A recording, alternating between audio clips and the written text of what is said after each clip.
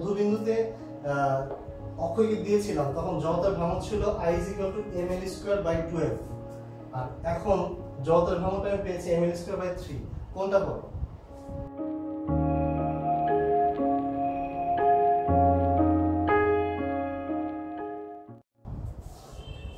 আসসালামু আলাইকুম ওয়া রাহমাতুল্লাহি ওয়া বারাকাতুহু। কেমন আছো তোমরা সবাই? আশা করি খুব ভালো আছো। গত ক্লাসে আমরা নিউটনের বলবিদ্যা অধ্যায়ে জড়তার ভ্রামক, চক্রবর্তী ব্যাসার্ধ, টর্ক, দ্বন্দ্ব এগুলো নিয়ে আলোচনা করেছি। আজকে আমরা দেখব যে কোনো একটা বস্তু যদি তোমাকে দিয়ে দেওয়া হয় সেই বস্তুটার ক্ষেত্রে জড়তার ভ্রামক কিভাবে আমরা নির্ণয় করতে পারি আর সেই বস্তুর চক্রবর্তী ব্যাসার্ধটা কত হবে সেটা আমরা কিভাবে নির্ণয় করতে পারি। এই দুটো নির্ণয় আজকে আমরা শিখব। তো এই দুটো নির্ণয় শিখতে গিয়ে আমাদেরকে মূলত দুটো উপপাদ্য শিখতে হবে। এই উপপাদ্য তোমার 9 10 যেভাবে উপপাদ্য শিখে আসছো বিষয়টা সেরকম না। এটা আসলে উপপাদ্য বলতে আমরা এটাকে প্রিন্সিপাল বলে থাকি। জাস্ট এটা হলো মূলনীতি, যে জড়তার ভ্রামক নির্ণয় করার দুটো মূলনীতি আমরা শিখবো। তোমাদের বইতে এই মূলনীতিটাকে উপপাদ্য হিসেবে লেখা আছে। তো চলো আমরা একটু দেখি যে আসলে আমরা জড়তার ভ্রামক যেটা নির্ণয় করেছিলাম গত ক্লাসে নির্ণয় করতে গিয়ে আমরা জড়তার ভ্রামকটা দেখেছি যে জড়তার ভ্রামকটা আসলে কিসের সাথে সম্পর্কিত। তো আশা করি তোমরা সেই জিনিসটা মনে আছে, I = mr²। হ্যাঁ, I = mr², এটা ছিল আমাদের জড়তার ভ্রামক নির্ণয়ের সূত্র। এখানে m হলো গিয়ে যে বস্তুটা জড়তার ভ্রামক নির্ণয় করতেছে তার ভর, r হলো গিয়ে তার যে বিন্দুতে তার ভর নির্ণয় করতেছে সেই বিন্দু থেকে তার দূরত্ব, অথবা ভর কেন্দ্র থেকে তার যে দূরত্ব সেটাও r হতে পারে। কিন্তু চক্রবর্তী ব্যাসার্ধ আর নরমালি r এর মধ্যে পার্থক্য হলো যে কোনো বিন্দু থেকে অক্ষ পর্যন্ত দূরত্ব হলো r, আর ভর কেন্দ্র থেকে অক্ষ পর্যন্ত দূরত্ব হলো চক্রবর্তী ব্যাসার্ধ। তো উপপাদ্য যাওয়ার আগে আমরা আজকে কয়েকটা বিষয় একটু জাস্ট আমাদের জড়তার ভ্রামকের যে সেন্সটা আমরা আজকে একটু ডেভেলপ করার চেষ্টা করব ইনশাআল্লাহ। জড়তার ভ্রামকের যে সেন্সটা সেটা হলো যে আমরা বলেছিলাম যে যদি কোনো কারণে ধরো এরকম একটা বস্তু যদি থাকে, এই বস্তু বিভিন্ন বিন্দুতে বিভিন্ন রকম ভর থাকে। তো আমরা বিভিন্ন বিন্দুতে বিভিন্ন রকম ভর নিয়ে কাজ করেছিলাম গত ক্লাসে। তো যদি অক্ষটা আমার এরকম একটা জায়গা থাকে তাহলে প্রত্যেকটা বিন্দু থেকে কিন্তু আমরা কি করেছিলাম, অক্ষ পর্যন্ত দূরত্ব নির্ণয় করেছিলাম। আর প্রত্যেকটা বিন্দুর যে ভর নির্ণয় করেছিলাম তাকে আমরা যেটা করেছি m1 r1² m2 r2² এভাবে কিন্তু আমরা সবকিছু যোগ করে টোটাল বস্তুটার জড়তার ভ্রামক আমরা পেয়েছি। তারপর আমরা বলেছিলাম যে এই I = mr² লেখা যায়। এর পরবর্তীতে আমরা বলেছিলাম যে যদি বস্তুটার ভর যদি আমরা পুরো বস্তুটার সমগ্র ভর যদি আমি এই ভর কেন্দ্রে কল্পনা করি, এটা যদি ভর কেন্দ্র হয়, ভর কেন্দ্র যদি কল্পনা করি তাহলে পুরো বস্তুটার ভরকে আমরা ধরতেছি হলো m, আর এই ভর কেন্দ্র থেকে আমার এই অক্ষ পর্যন্ত দূরত্ব হলো k। তাহলে আমরা পুরো বস্তুটার জড়তার ভ্রামক বলতে পারি I = mk²। আশা করি তোমাদের এই জিনিসগুলো মনে আছে।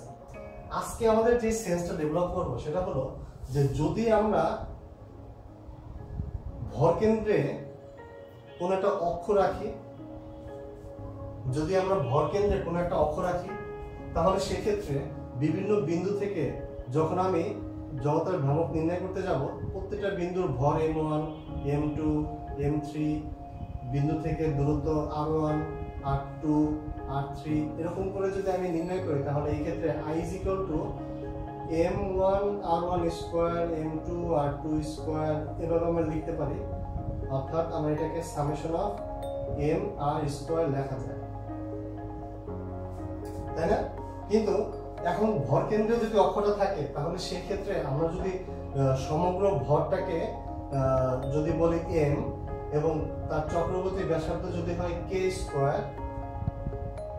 তাহলে সেক্ষেত্রে আমরা কিন্তু এইভাবে জড়তার ভ্রামকটা বের করেছিলাম গতদিনের হিসেব অনুযায়ী। কিন্তু এখানে যখন জড়তার ভ্রামকটাকে নির্ণয় করতে গিয়ে আমি যদি অক্ষ বরাবর আমার ভর কেন্দ্র থাকে, অর্থাৎ ভর কেন্দ্র দিয়ে যদি আমার অক্ষটা যায় তাহলে সেক্ষেত্রে কিন্তু k এর মানটা 0 হয়। অর্থাৎ সেক্ষেত্রে কিন্তু কোনো চক্রবর্তী ব্যাসার্ধ তৈরি হয় না। তো তোমাদের এই জিনিসটা যদি তোমাদের বুঝতে পারো যে ভর কেন্দ্র বরাবর যদি কোনো অক্ষ দেওয়া থাকে, তোমাদেরকে যদি বলা হয় যে ভর কেন্দ্র বরাবর অক্ষ কত হবে, তাহলে সেই ক্ষেত্রে জড়তার ভ্রামকটাই আমরা শুধুমাত্র বের করতে পারবো I = mr² এটা দিয়ে। কিন্তু সেই ক্ষেত্রে কিন্তু আমরা চক্রবর্তী ব্যাসার্ধ পাবো না। এক্স্যাক্টলি। তো যেহেতু চক্রগতি ব্যাসার্ধ আমরা পাচ্ছি না, তাহলে সেই ক্ষেত্রে আমার আই এর মানটা 0 হচ্ছে। আর আই এর মানটা যেহেতু 0 হচ্ছে, তাহলে আমরা বলতে পারি summation of mr square it is equal to 0 হচ্ছে। তো সামেশন অফ mr স্কয়ার যদি 0 হয় বা i ইজ ইকুয়াল টু 0 হয়, এই কথাটার অর্থ কি? অর্থাৎ এই কথাটার অর্থ হলো এই বস্তুটাকে আমি যদি ঘোরাতে চাই বা এই বস্তুটাকে যদি আমি ঘোরাতে চাই, তাহলে এর জড়তার ভ্রামক আমার নির্ণয় করতে হলে অবশ্যই একটা জিনিস হিসাব রাখতে হবে যে এখানে এই বস্তুটার জড়তার ভ্রামক বলতে আসলে তেমন কোনো তথ্য এখানে পাওয়া যাবে না। অর্থাৎ কোনো একটা অক্ষ বরাবর যদি আমি এটা রাখি এবং সেই অক্ষে যদি তোমার ভরকেন্দ্র উপস্থিত থাকে, তাহলে সেই ক্ষেত্রে এই বস্তুটার কোনো জড়তার ভ্রামক তৈরি হবে না, চক্রগতি ব্যাসার্ধ থাকবে না, জড়তার ভ্রামক তৈরি হবে না। তাহলে জড়তার ভ্রামক বা চক্রগতি ব্যাসার্ধ যেটাই হোক না কেন, এটা অবশ্যই কি হতে হবে? ভরকেন্দ্র ব্যতীত অন্য যে কোনো একটা বিন্দুতে এর অবস্থান বা এর অক্ষটা থাকতে হবে। তাহলে অক্ষকে আমার ভরকেন্দ্রে না রেখে যদি অন্য কোনো জায়গায় রেখে দিই, তাহলে সেই ক্ষেত্রে আমি জড়তার ভ্রামক বা চক্রগতি ব্যাসার্ধ দুটোই পাচ্ছি। তো চলো সেই ক্ষেত্রে আমরা যে অন্য কোথাও রাখলে এর জড়তার ভ্রামকগুলো আসলে কিভাবে নির্ণয় করতে হয় সেটা আজকে আমরা একটু দেখবো দুটো প্রিন্সিপাল বা দুটো তত্ত্বের মাধ্যমে। এই দুটো তত্ত্ব, যেটা হলো লম্ব অক্ষ উপপাদ্য এবং সমান্তরাল অক্ষ উপপাদ্য, এই দুটো তত্ত্ব দিয়ে আমরা অ্যাকচুয়ালি কোনো বস্তুর জড়তার ভ্রামক নির্ণয় করে থাকি। তো চলো আমরা প্রথমে একটু দেখার চেষ্টা করি যে লম্ব অক্ষ উপপাদ্য জিনিসটা কি। মনে করো আমি তোমাদের এর আগে যেমন অক্ষ এঁকেছিলাম এবং তোমরা কিন্তু এটা জানো যে আমরা এটাকে এক্স অক্ষ ধরি, এটাকে ওয়াই অক্ষ ধরি, এবং যদি তৃতীয় কোনো একটা অক্ষ থাকে, সেই তৃতীয় অক্ষটা কি এই বিন্দুতে যে বিন্দুতে এই অক্ষ দুটো মিলিত হয়েছে মূল বিন্দুতে, এরা এমন একটা অক্ষ আসবে তৃতীয় অক্ষটা, যেটা এই দুটো অক্ষের সাথে কিন্তু লম্ব হবে, যেটাকে আমরা খাতায় যখন আঁকতে গিয়েছিলাম তখন কিন্তু এরকম একটা দাগ দিয়ে তৃতীয় অক্ষ বুঝিয়েছি। তো আমি যদি তৃতীয় অক্ষটা এভাবে তোমাদেরকে যেহেতু এঁকে দেখাইছি, আমরা আসলে একটু দেখার চেষ্টা করি একটু অন্যভাবে। আজকে আমরা অক্ষগুলো একটু অন্যভাবে দেখবো। সেটা হলো যে ধরো এরকম একটা বস্তু তোমাকে দেওয়া আছে। এখন এই বস্তুটা এটা যদি এক্স অক্ষ হয় এবং এই বস্তুটা যদি এইভাবে ঘুরতে থাকে, অর্থাৎ এক্স অক্ষটাকে অক্ষ হিসেব ধরে সে যদি এইভাবে ঘুরতে থাকে, যেভাবে আমার কলমটা ঘুরতেছে, এখন এই বস্তুটা যদি এইভাবে রোটেট করতে থাকে, আমার এক্স অক্ষ যদি এটা হয়, কলমটা হয়, আর এই বস্তুটা যদি এইভাবে ঘুরতে থাকে, তাহলে এই বস্তুটার যে জড়তার ভ্রামকটা আমি পাবো, সেই জড়তার ভ্রামকটাকে আমি বললাম যে এক্স অক্ষ বরাবর, এক্স অক্ষকে কেন্দ্র করে যে জড়তার ভ্রামক সেটাকে আমরা বললাম IX। এটা হলো এক্স অক্ষের সাপেক্ষে জড়তা ভ্রামক। ঠিক আছে? তো এক্স অক্ষের সাপেক্ষে এই বস্তুটার জড়তার ভ্রামকটাকে আমি কি বলবো? IX। আচ্ছা, এবার এই বিন্দুতে আমি যদি ওয়াই অক্ষটা আঁকি, দেখো এক্স অক্ষ এবং ওয়াই অক্ষ এরা কিন্তু পরস্পর লম্ব। আমি এটাকে এমন ভাবে আঁকলাম যে এরা মনে হয় যে শুয়ে আছে, ব্যাপারটা হলো এরকম যে লক্ষ্য করো আমার এটা হলো ওয়াই অক্ষ, এটা হলো এক্স অক্ষ, আমি এটাকে কি করলাম এভাবে শুয়ে দিলাম, জাস্ট এভাবে ছিল, আমি এটাকে কিন্তু এভাবে জাস্ট শুয়ে দিলাম।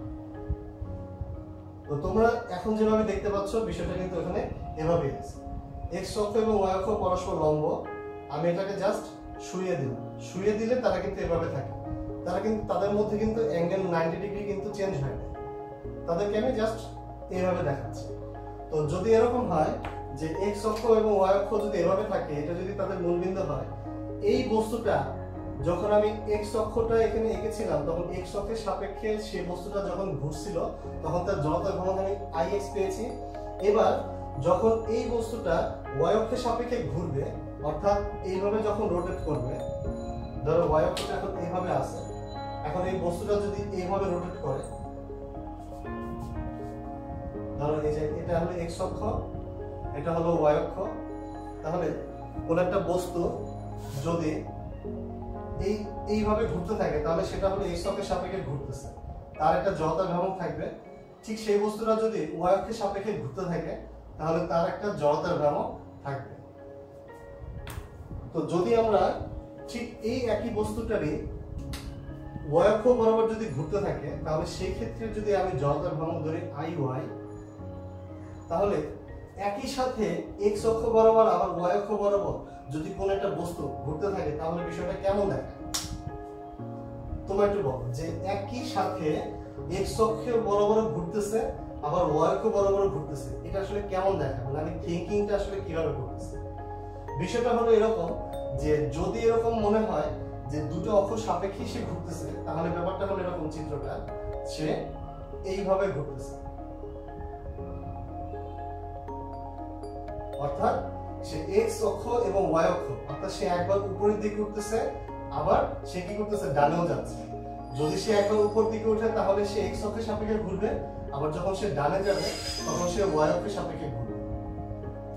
যে ওই একই বস্তুটা যখন x অক্ষের সাপেক্ষে ঘুরতেছে তখন এভাবে ঘুরবে, আবার y অক্ষের সাপেক্ষে যখন ঘুরবে তখন এভাবে ঘুরবে। দুটো অক্ষের সাপেক্ষে যদি একসাথে ঘুরে তাহলে সেই ক্ষেত্রে বস্তুটা আসলে ঘুরবে কিভাবে?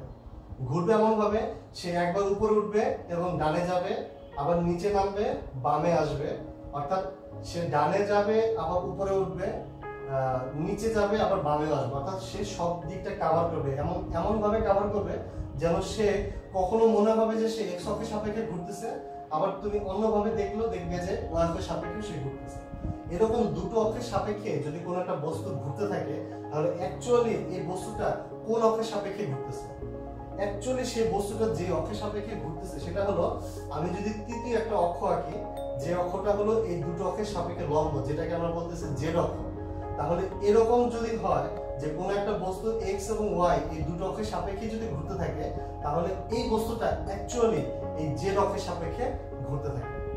তাহলে আমরা কথাটাকে যদি এভাবে বলতে থাকি যে z অক্ষের সাপেক্ষে যদি কোন একটা বস্তু ঘুরে তাহলে সেই এই z অক্ষের সাপেক্ষে যে জড়তার ভ্রামকটা পাওয়া যাবে সেটা ইজ ইকুয়াল টু হবে হলো x অক্ষের সাপেক্ষে জড়তার ভ্রামক এবং y অক্ষের সাপেক্ষে জড়তার ভ্রামকের সমষ্টির সমান। এটা হলো লম্ব অক্ষ উপপাদ্য। তো এই কথাটাকে আমরা একটু কিভাবে বোঝার চেষ্টা করি, এই জিনিসটা একটু প্রমাণ করার চেষ্টা করি। ধরো আমি ছবি লিখতে পারবো, এটা হলো x, এটা হলো y, এটা হলো z।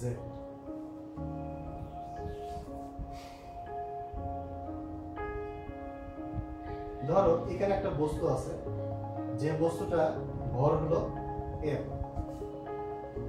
এখন এই m ভরের বস্তুটা যদি x অক্ষের সাপেক্ষে ঘুরে তাহলে m থেকে x এর যে দূরত্বটা হবে লম্ব দূরত্বটা, যেটা আমি বাঁকা করে আঁকছি, এবং x অক্ষের উপর যদি কোনো কিছু লম্ব হয় তাহলে সেটা কিন্তু y অক্ষের সমান্তরাল হবে। তাহলে m বিন্দু থেকে বা m ভরের কোনো একটা বিন্দু, এই বিন্দু থেকে যদি x এর উপর কোনো একটা লম্ব টানি তাহলে সে কিন্তু y অক্ষের সমান্তরালে আসবে। এই দূরত্বটা কত? এই দূরত্বটা হলো y।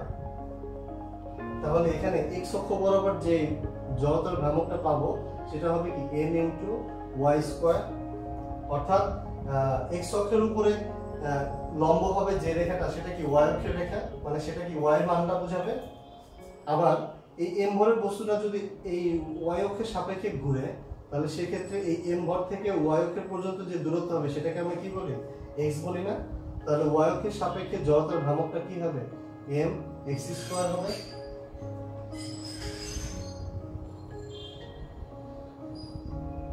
আচ্ছা, যদি এটাই হয় তাহলে এখন আসো আমরা জানতে চাই যে এই m ভরের বস্তুটা যদি z অক্ষের সাপেক্ষে ঘুরে তাহলে সেই ক্ষেত্রে তার জড়তার ভ্রামকটা কত? তো m ভরের বস্তুটা যদি z অক্ষের সাপেক্ষে ঘুরে তাহলে m থেকে z পর্যন্ত আমি একটা দূরত্ব নিব না?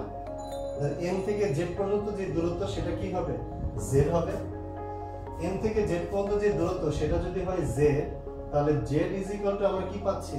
√x² + y² পাচ্ছি। এই ছবিটা কি তোমাদের বুঝতে সমস্যা হচ্ছে? আচ্ছা, আমি তোমাদেরকে আরেকটু ভালো করে বোঝাচ্ছি। এই বিন্দু থেকে মূল বিন্দু যে দূরত্ব এটা কিভাবে, এটা হলো, লক্ষ্য করো আমি এখানে x অক্ষ এঁকেছি, এটা হলো y অক্ষ এঁকেছি। বিষয়টা হলো এরকম, এখানে m বিন্দুটা অবস্থান করতেছে, এটা হলো y, এটা হলো x। তাহলে এই মূল বিন্দু থেকে এই বিন্দুর দূরত্বটা কত হবে? অতিভুজ হবে না? তাহলে এটা যদি অতিভুজ হয় তাহলে সেই ক্ষেত্রে z ইজ ইকুয়াল টু আমরা এটা বলতে পারি না? এক্স্যাক্টলি, তাহলে আমরা z ইকুয়াল টু এই কথাটা বলতে পারি। তাহলে আমরা এখান থেকে z ইজ ইকুয়াল টু বলতে পারি। তাহলে সেই ক্ষেত্রে আমরা চলো যে iz টা কত হবে? iz হবে mz স্কয়ার, অর্থাৎ এটা হলো গিয়ে তোমার z অক্ষের সাপেক্ষে অ্যাকচুয়ালি বস্তুটা ঘুরতেছে। তাহলে এখান থেকে আমরা বলতে পারি যে m z স্কয়ার মানে হলো কি x square plus y square.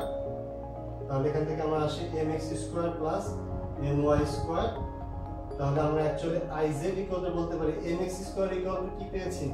iy, আর my স্কয়ার ইকুয়াল টু কি পেয়েছি? ix। তাহলে আমরা এখান থেকে ix প্লাস iy এটা বলতে পারি।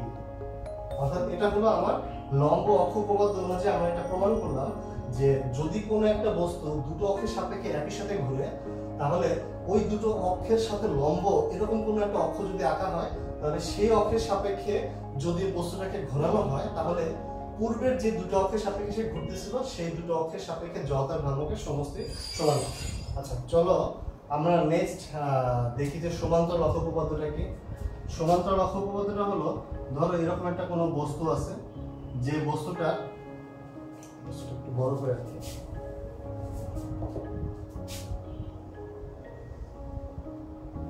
ধরো এই বস্তুটার ভরকেন্দ্র হলো এই বিন্দুতে অবস্থান করতেছে।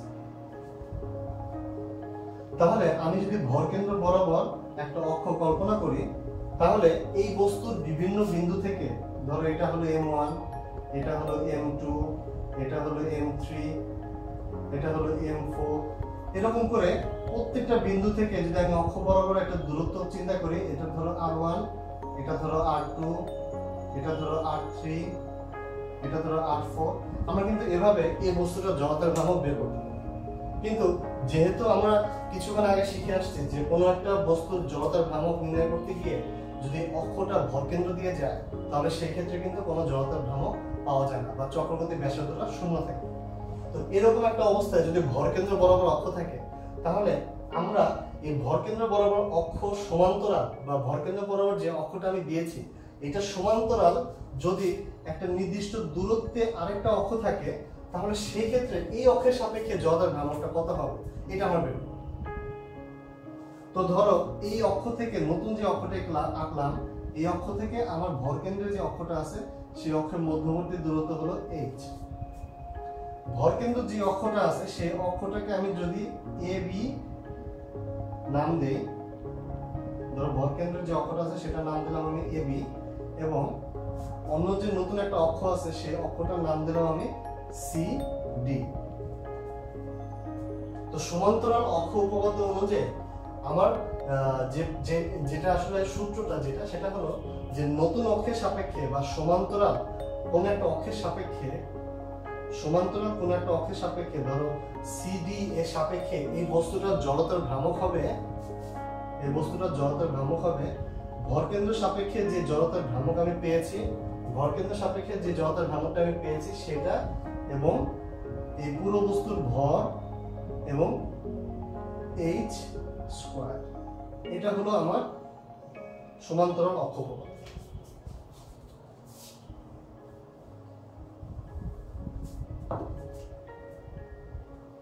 তো এই অবস্থায় আমাকে প্রমাণ করতে হবে যে এই অক্ষের সাপেক্ষে অর্থাৎ CD এর সাপেক্ষে এই বস্তুর জড়তার ভ্রামকটা কত।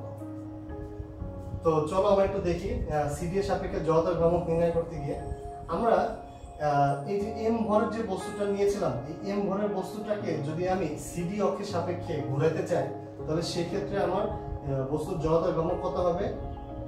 CD কি হবে? m ভরের বস্তু থেকে আমি এই অক্ষ পর্যন্ত দূরত্ব নির্ণয় করব। আমরা জানি যে বস্তুর ভর m1 এবং এই m1 থেকে আমি কি করব? আমি এই CD পর্যন্ত দূরত্ব নির্ণয় করব। m1 থেকে CD পর্যন্ত দূরত্ব হলো m1 থেকে r1 হলো এই অক্ষ পর্যন্ত, আর এই অক্ষ থেকে এই পর্যন্ত হলো h। তাহলে আমরা এখান থেকে বলতে পারি r1 প্লাস h স্কয়ার। তাহলে আমরা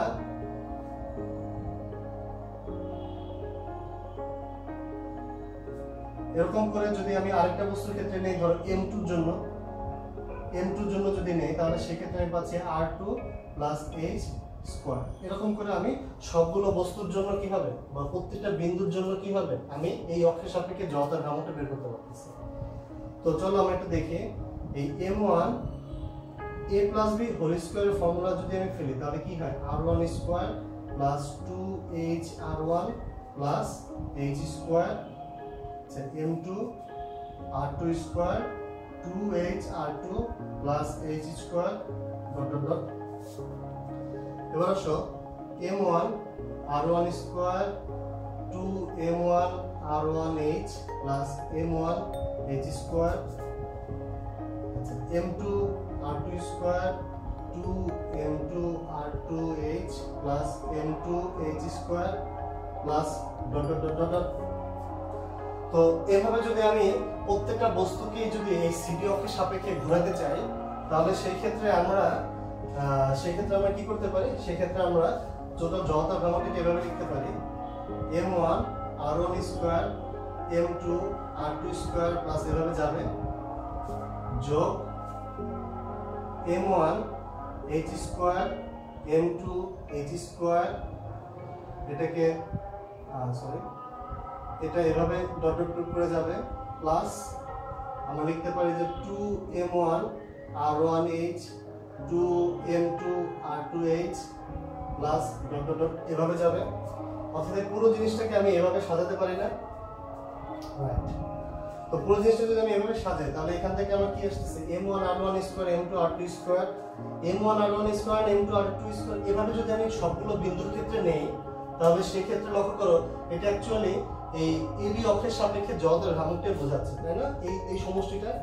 তাহলে আমরা এখান থেকে বলতে পারি যেহেতু ভরকেন্দ্র বরাবর জড়তার ভ্রামক আছে তাহলে আমরা বলতে পারি এই জড়তার ভ্রামকটা হবে IG অথবা IAB। তাহলে এটা আসলে যোগ দিয়ে m1h স্কয়ার m1h মানে অর্থাৎ এই বস্তুটার ভর আর এই ভর থেকে এই অক্ষদ্বয়ের মধ্যবর্তী যে দূরত্বটা তাহলে আমরা এটা কিভাবে লিখতে পারি, তাহলে এখান থেকে আমি কি দেখো m1h square plus m2h square plus এভাবে ডট ডট করে যদি যায় তাহলে সেখান থেকে আমি h স্কয়ারটা কমন নিতে পারি না। তাহলে এখান থেকে যদি আমি h স্কয়ারটা কমন নেই তাহলে এখান থেকে আমি পাই m1 m2 plus dot dot dot এরকম জিনিসটা পাই। আচ্ছা plus m1 r1 h 2m2 r2h এভাবে যদি যায় তাহলে আমি এখান থেকে 2h কমন নিয়ে m1 r1 plus m2 r2 plus dot dot dot এভাবে দিতে পারি না। আশা করি তোমরা এই পর্যন্ত বুঝতে পেরেছো। তো আমি এটা একটু করে দেখাচ্ছি।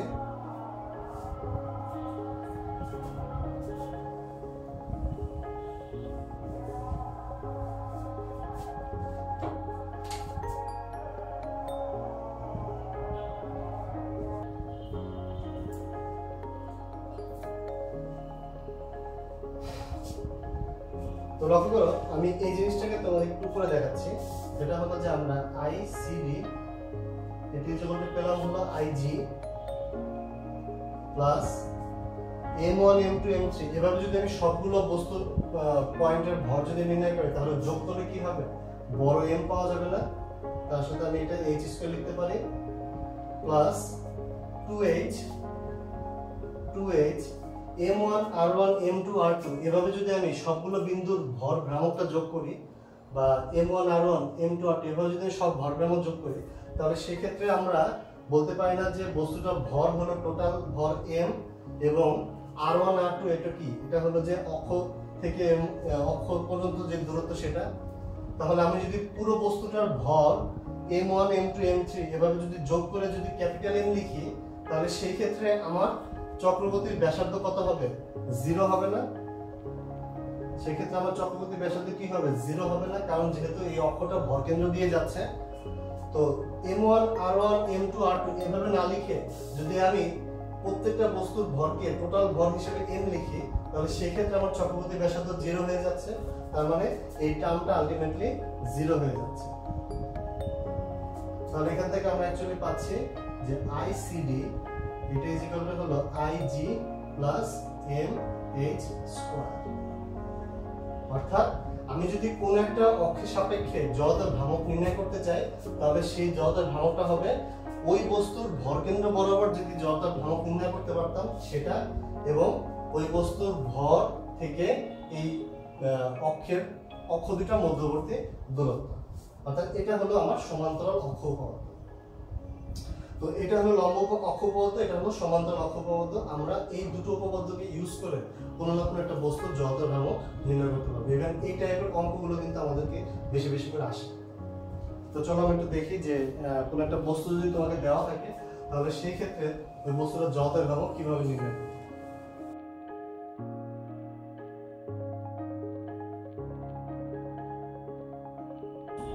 তো চলো আমরা দেখি যে একটা সুষম দণ্ডের মধ্যবিন্দুতে জড়তার ভ্রামক যদি, তো চলো আমরা দেখি যে তোমাকে যদি একটা দণ্ড দিয়ে দেওয়া হয় এরকম,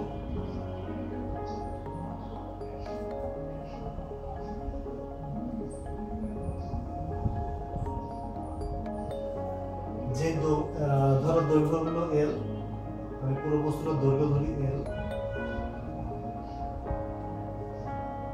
বস্তুটার ভর হলো M, তাহলে একক দৈর্ঘ্যের ভর কত হবে?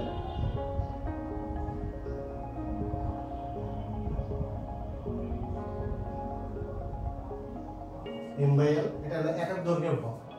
আমাকে বললো কি যে এর মধ্যবিন্দুতে আমি একটা অক্ষ আঁকলাম, এখন এই অক্ষের সাপেক্ষে এই বস্তুটার জড়তার ভ্রামক কত হবে।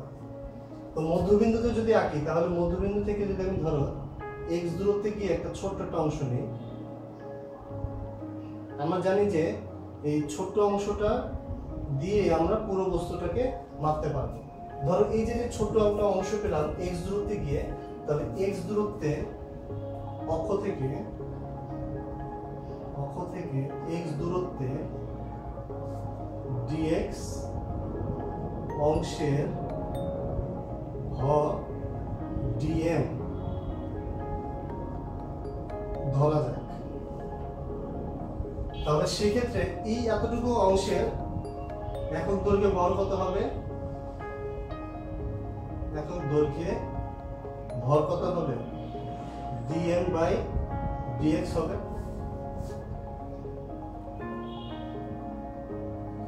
তাহলে এতটুকু অংশের ভর যদি হয়, এতটুকু অংশের মধ্যে যদি একক দৈর্ঘ্যে ভর হয় dm/dx, আর পুরো দৈর্ঘ্যের মধ্যেও যদি একক দৈর্ঘ্যে ভর যদি হয় m/l, তাহলে আমরা এখান থেকে বলতে পারি না যে dm/dx = কি হবে? m/l। তাহলে সেই ক্ষেত্রে আমরা বলতে পারি dm = হলো m/l * dx, অর্থাৎ আমরা এই ছোট অংশের ভরকে আমরা এভাবে প্রকাশ করতে পারি। তো চলো আমরা এই অক্ষের সাপেক্ষে যদি ছোট অংশটার জড়তার ভ্রামক নির্ণয় করতে হয়, তাহলে ছোট অংশের জড়তার ভ্রামক নির্ণয় করতে চাইলে আমরা কি করতে পারি? I/dx, অর্থাৎ এই dx অংশের জড়তার ভ্রামক হবে কি? এই ছোট অংশের ভর dm, এটা ভর, আর এখান থেকে এই অক্ষটার দূরত্ব x², অর্থাৎ এটার যে ভর এখান থেকে এই অক্ষটার দূরত্ব হবে x²। তাহলে সেই ক্ষেত্রে আমরা কি dm এর মান পেয়েছিলাম হলো m/l * dx, তাহলে আমরা লিখি m/l * dx * x²। এখন আমি যদি উভয় পাশে যদি ইন্টিগ্রেশন করি, তাহলে আমরা কি পাই? ধরো I/dx হলো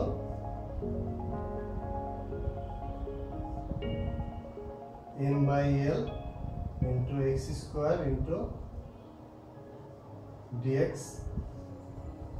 এটা যদি আমরা ইন্টিগ্রেশন করে যদি এভাবে লিখি, তাহলে কি আমাদের ঠিক আছে কিনা দেখো। তো যদি এরকম হয়, ইন্টিগ্রেশনের একটা লিমিট দিতে হয়, তাই না? তাহলে অক্ষ থেকে সর্বোচ্চ কত দূর পর্যন্ত আমি বস্তুটাকে দৈর্ঘ্য পাচ্ছি? অক্ষ থেকে দেখো আমি ডান দিকে পাচ্ছি l/2 পর্যন্ত, ডান দিকে আমি পাচ্ছি l/2 পর্যন্ত, বাম দিকে আমি পাচ্ছি l/2 পর্যন্ত। তাহলে আমি একটা সাইডকে ধরি প্লাস, একটা সাইডকে আমি ধরি মাইনাস। তো মূলবিন্দু সাপেক্ষে ডানে বা বামে যেদিকে যায় না কেন, একটা প্লাস একটা মাইনাস ধরা যায়। তাহলে সেক্ষেত্রে আমরা বলতে পারি যে 0 থেকে এটা হবে I, যদি -l/2 থেকে আমরা যদি l/2 পর্যন্ত এই জড়তার ভ্রামকটা হিসাব করতে চাই। আমরা তো এতটুকু অংশ নিয়ে করেছি, এটুকু পরিবর্তে যদি আমি পুরো বস্তুর ক্ষেত্রে যেতে চাই তাহলে আমাকে অবশ্যই লিমিট দিতে হবে যে আমার সর্বোচ্চ কত দূর পর্যন্ত যাব। তো আমরা সর্বোচ্চ যাব হলো -L/2 থেকে +L/2 পর্যন্ত, অর্থাৎ এই পুরো দৈর্ঘ্যটা আমি নিতে চাচ্ছি এই অক্ষের সাপেক্ষে। তাহলে সেই ক্ষেত্রে আমরা এখান থেকে পাচ্ছি i কে ইন্টিগ্রেশন করলে আমরা i পাচ্ছি, আর এখানে ধ্রুবক কে m ধ্রুবক, বস্তুর দৈর্ঘ্য ধ্রুবক, তাহলে এই m এবং এই l দুটো বাইরে চলে আসবে। ইন্টিগ্রেশনে এখানে -L/2, এখানে L/2 থাকে, x² dx থাকে। তো তোমাদের মনে আছে কিনা একটু লক্ষ্য করো যে xm dx এরকম যদি কোনো কিছু ইন্টিগ্রেশন ছিল তাহলে সেই ক্ষেত্রে আমরা একটা ফর্মুলা ইউজ করেছিলাম, সেটা হলো যে x টু দি পাওয়ার এই n+1 হবে, ভাগ হবে হলো এই পাওয়ারটা, অর্থাৎ n+1। তাহলে সেই ক্ষেত্রে আমরা কি পাই? সেই ক্ষেত্রে আমরা এখান থেকে পাই এই m/l x³/3, এটা লিমিট হবে হলো -L/2 থেকে L/2 পর্যন্ত। তো এখান থেকে আসো আমরা দেখি i = m/l, এখানে 3 টাকে আমরা বাইরে নিয়ে আসতে পারি। x³ যেটা থাকে x এর পরিবর্তে আমরা L/2 বসাবো, তাহলে L3/8 মাইনাস L3/8।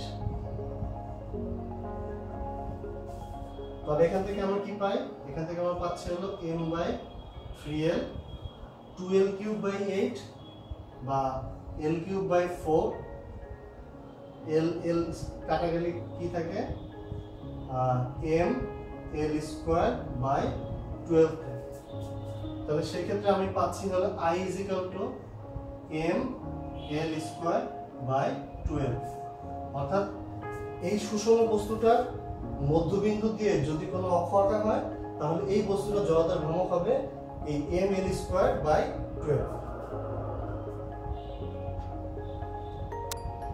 তো চলো আমরা এখন দেখি যে এই বস্তুটার জড়তার ভ্রামকটা কিভাবে বের করবো। এটা খুবই সহজ। তো আমি এই অংশটা মুছে দিচ্ছি, আশা করতেছি যে তোমরা এই অংশটা লিখে ফেলেছো। তো যেহেতু জড়তার ভ্রামকটাকে আমরা i পেলাম হলো m/l²/12, এটি আমরা বলতে পারি না যে বস্তুটার চক্রগতি ব্যাসার্ধের সাথে এভাবে সম্পর্কিত। তাহলে সেই ক্ষেত্রে আমরা কি পাই? দুই পাশ থেকে যদি mm কাটা যায় তাহলে k² কি হয়? l²/12 থাকে। তাহলে k আমরা পাচ্ছি l/√12, অর্থাৎ কোন একটা সুষম দণ্ড যার মধ্যবিন্দু দিয়ে কোন একটা অক্ষ যদি যায় তাহলে সেই ক্ষেত্রে তার জড়তার ভ্রামক হবে ml²/12 এবং চক্রগতি ব্যাসার্ধ হবে l/√12। তো চলো আজকে আমরা আরেকটা উদাহরণ দেখি যে আরেকটা বস্তু যদি হয় এরকম যে অক্ষটা যদি আমার মধ্যবিন্দুতে না থেকে যদি একটা সাইডে থাকতো তাহলে কি ঘটনা ঘটতো।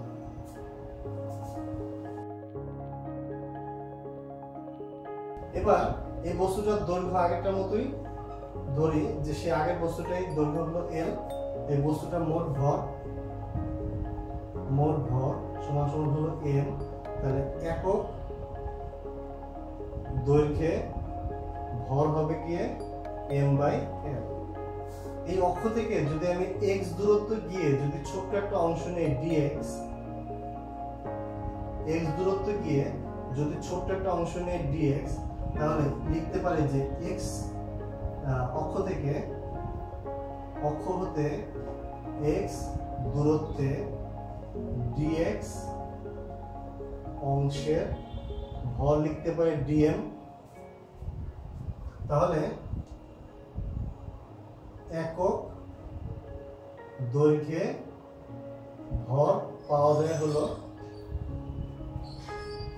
তাহলে একক দৈর্ঘ্যে ভর পাওয়া যায় হলো dm/dx। তো আমরা এখান থেকে বলতে পারি dm/dx m/l। তাহলে আমরা এখান থেকে আসতে পারি হলো dm m/l dx, অর্থাৎ এটা আগেরটার মতোই এ পর্যন্ত ইকুয়াল। তো সেক্ষেত্রে চলো যদি আমি dx অংশটার জড়তার ভ্রামক নির্ণয় করতে চাই অক্ষের সাপেক্ষে, তাহলে সেই অক্ষের সাপেক্ষে জড়তার ভ্রামক হবে হলো dx অংশের ভর dm ইনটু এই বস্তুটার থেকে অক্ষের দূরত্ব x স্কয়ার। তাহলে সেক্ষেত্রে dm এর মান আমি পেলাম m/l ইনটু dx। তাহলে সেক্ষেত্রে আমি বলতে পারি m/l into x square into dx। তাহলে সেক্ষেত্রে আমি যদি উভয় পাশে ইন্টিগ্রেশন করি, এবার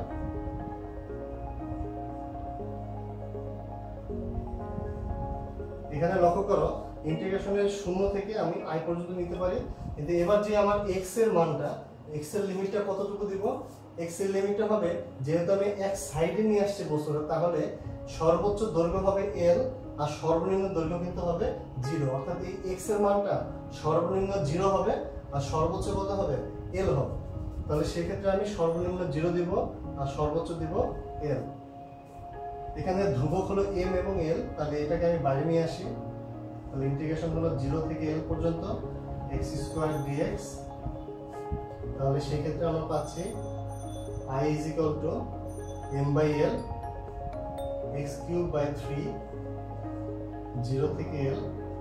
এখানে 3 টাকে বাইরে নিয়ে আসা যায়, তাহলে আমরা লিখতে পারি m/3l। আর এখানে x এর জায়গায় একবার l বসাবো, তাহলে হবে l³ বিয়োগ x এর জায়গায় একবার 0 বসাবো, তাহলে সেটা হবে 0³।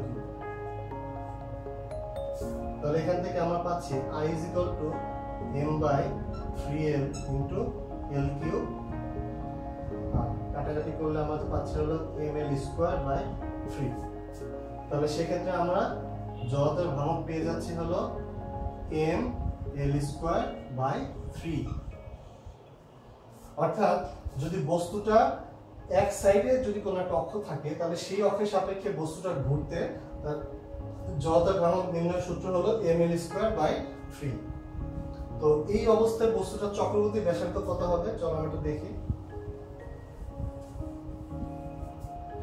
চক্রবর্তী ব্যাসার্ধ হবে, আমরা এখান থেকে i পেয়েছি হলো ml²/3। আমরা জানি চক্রবর্তী ব্যাসার্ধ হিসাব করলে সেটা হয় হলো mk²। তাহলে এই দুটোর মধ্যে যদি আমি তুলনা করতে চাই, তাহলে সেক্ষেত্রে দুই পাশ থেকে m কাটা যাবে, তাহলে সেখানে আমি পাচ্ছি যে k² = l²/3। তাহলে এখান থেকে চক্রবর্তী ব্যাসার্ধ হবে হলো l/√3। অর্থাৎ এই বস্তুটার ক্ষেত্রে চক্রবর্তী ব্যাসার্ধ হবে l/√3। আশা করি তোমরা একটা সুষম দ্বন্দ্বের ক্ষেত্রে যদি মধ্যবিন্দুতে অক্ষ থাকে অথবা যদি এক সাইডে অক্ষ থাকে, তাহলে সেই ক্ষেত্রে আমরা কিন্তু জড়তার ভ্রামকটা বের করতে পারতেছি। তো তোমাদের একটা কুইজ থাকবে, সেই কুইজটা হলো যে যদি আমি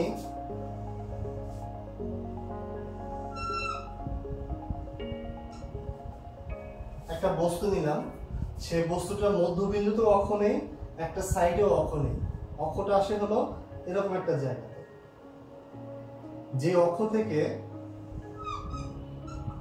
এই দূরত্বটা হলো 5 মিটার আর এখান থেকে এই দূরত্বটা হলো 1 মিটার।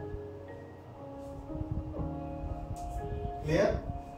এই অক্ষ থেকে এই পর্যন্ত দূরত্ব হলো 5 মিটার, এই পর্যন্ত দূরত্ব হলো 1 মিটার। অর্থাৎ বস্তুর মোট দৈর্ঘ্য হলো 6 মিটার আর বস্তুর মোট ভর হলো 5 কেজি। তাহলে তোমাকে বের করতে হবে এই বস্তুর জড়তার ভ্রামক কত হবে আর এই বস্তুর চক্রবর্তী ব্যাসার্ধ কত হবে।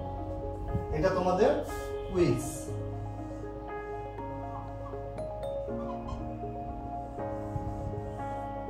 এটা তোমাদের কুইজ। তো তোমরা খুব দ্রুত এই কুইজের অ্যানসারটা কমেন্টে লিখে জানাও এবং সবার আগে চেষ্টা করো এই অ্যানসারটা লিখে দেওয়ার জন্য।